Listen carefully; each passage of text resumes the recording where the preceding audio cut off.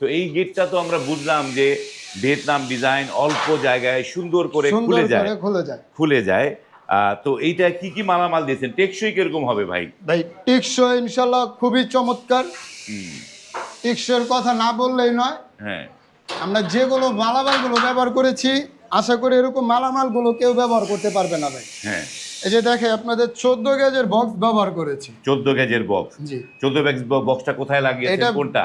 এই যে এটা হলো আপনার পাল্লার মধ্যে, এই পাল্লার মধ্যে 14 গজ 14 লাগিয়েছেন। গেজের মাল ব্যবহার করেছি, 3/1.5 3/1.5 14 গেজের মাল ব্যবহার করেছি। আর এই যে স্ট্রাকচার, এই আর দুই স্টার চাক ব্যবহার করেছে হলো গিয়া পাকা 12 গেজের মাল। দেখছেন হ্যাঁ, কতটা 12 গেজ। মোটো। হ্যাঁ, এটা হলো আউট ফ্রেম।